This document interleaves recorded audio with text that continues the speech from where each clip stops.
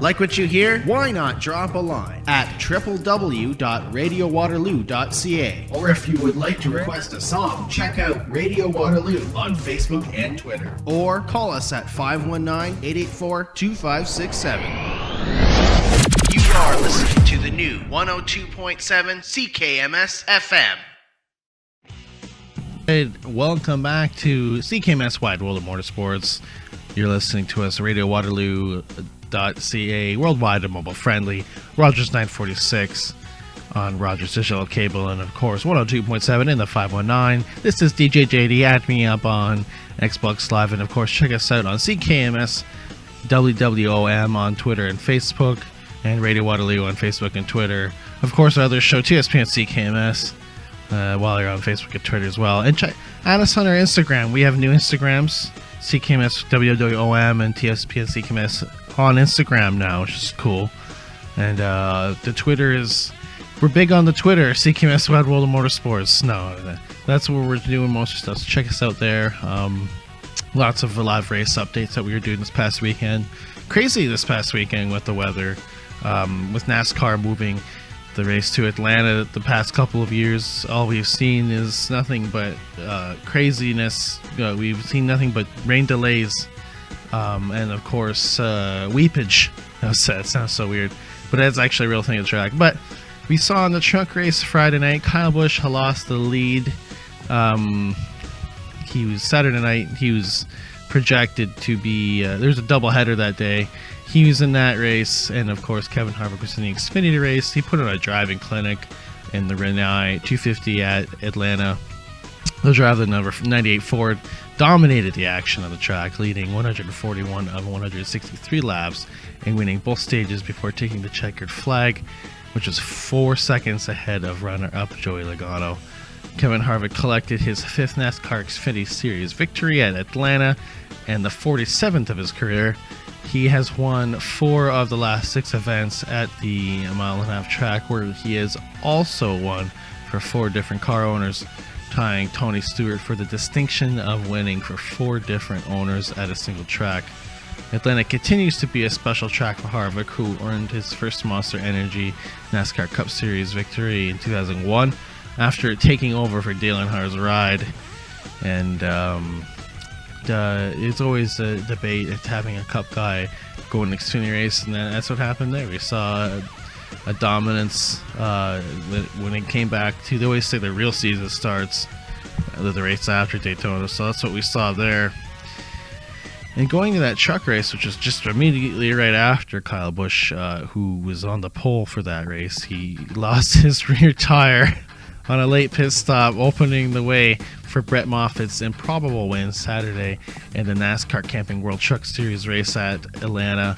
And Busch was leading when Josh Reumi hit the wall with 6 laps to go. The caution presented an opportunity for late visits to the pits for the leaders. Busch's crew first put on the right side tires.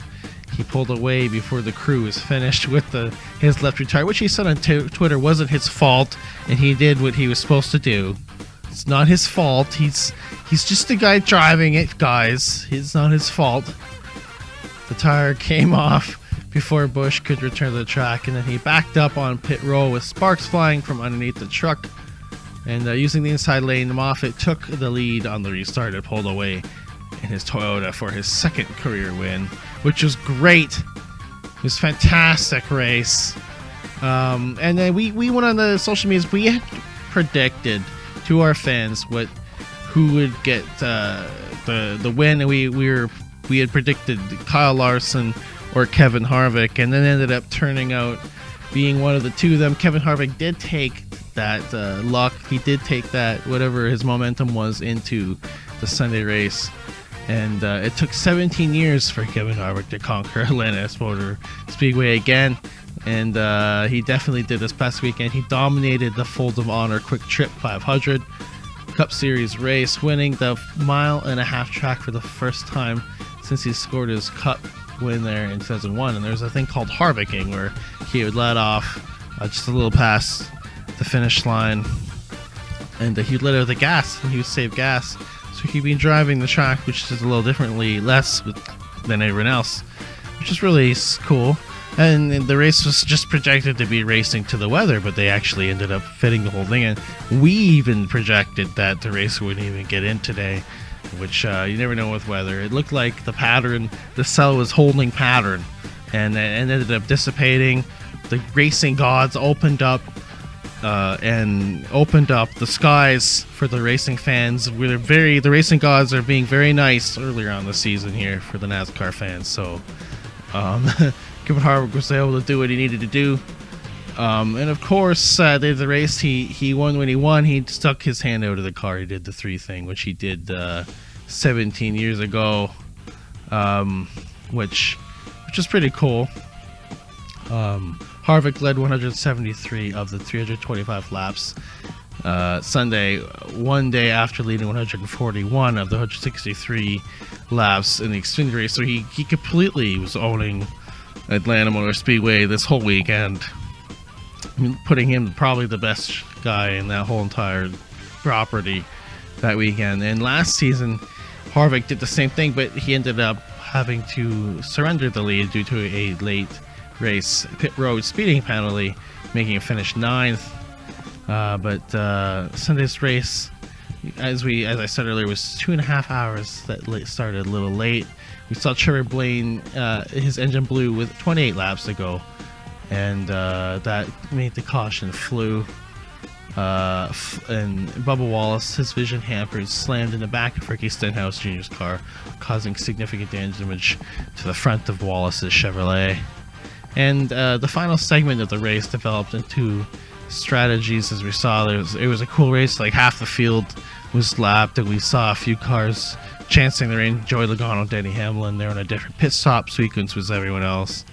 But the 4 teams showed strength at Atlanta after the Chevrolets obviously dominated at the plate track. This is the first non-plate track with the new Camaro model, and as well with the new pit stops, new guns.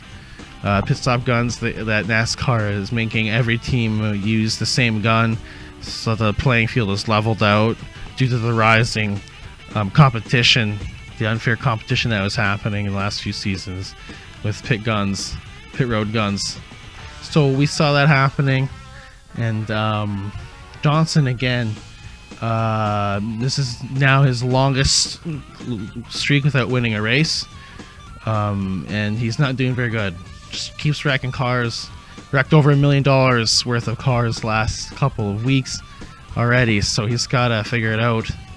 He's got to figure this all out. This is terrible. But yeah, and then a side news other than that, Jeff Gordon, he retired from NASCAR after racing for 23 seasons in 2015, and after he did a Q&A on Twitter, and he said that he would do basically a race at Martinsville if anyone had a truck offered for him. So he said it on Twitter, and even Martinsville Speedway on Twitter freaked out. So we're gonna start the bid, and we're gonna start the bid at $100. We're gonna CKMS Wide World Motorsports will sponsor whatever truck Jeff Gordon will drive. I don't care where our sponsor is on that truck. $100. And then if he wins, I'll fine $1,000 for him, because the winner has to get. If you get a certain amount of positions, that's how the business side of NASCAR works. So if he wins, if he gets a top 10, you give him $500. If he wins the race, we'll give him $1,000, and I'll take him out for dinner. So we'll put that down, and hopefully maybe something will happen. We'll see him win at Martinsville. It's one of his best tracks. See him jump in a truck, real cool. Other than that, as well as obviously check us out on the NASCAR.com, fantasygames.nascar.com, the TSPN CKMS Racing League, our on-air radio competition weekly, where the winner of the season will get a grand prize. And obviously, after last week, this is DJ JD on top, El Dorado 1990 second, the Pepe third, and Monzi Motorsports in fourth. Then if that's just the unofficial results as we stand now, no point in really updating the results after Daytona. So that's where we're all sitting. Please join if you're listening right now. Anyone's welcome. If you're not even a fan of racing or NASCAR, anybody, if you're a fan of even motorsports or cars, just hop in. Winner gets a prize. It's really cool. It's awesome. You should do it. But that is it for today.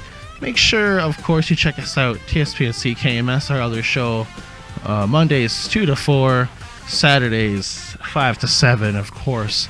CKMS Wide World of Motorsports. We're going to do our third episode 3 next Monday, 1 to 2 p.m. radiowaterloo.ca worldwide, and 102.7 in the 519 Rogers Digital Cable 946. And of course, check us out, CKMS WWOM on Facebook and Twitter, and as well as on Instagram. We're on new Instagram, TSP and CKMS Underground Sound Project, and of course CKMS Wide World Motorsports, new on Instagram, so check us out there. And of course, follow us on Twitter for live updates on Sundays, CKMS and WWOM.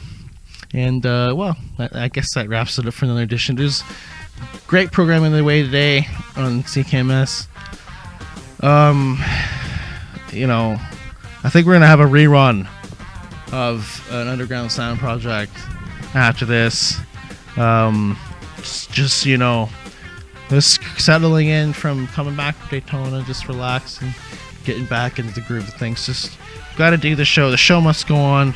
Got to do the Wide World Motorsports. So of course, make sure you stay tuned for Underground Sound Project. And of course, later on, DJ Cool comes up with the Afternoon Drive, and to finish off the night, I believe, Sold Us New, DJ Ballboy, all on here. CKMS 102.7, the sound of the community for the past 40 years. This is DJ JD. Add me up on Xbox Live. That is all for another edition of CKMS Wide World of Motorsports. Ladies and gentlemen, I don't know. I have sayings on another show. I have no saying or sign off, but I'm signing off. See you down the road, folks.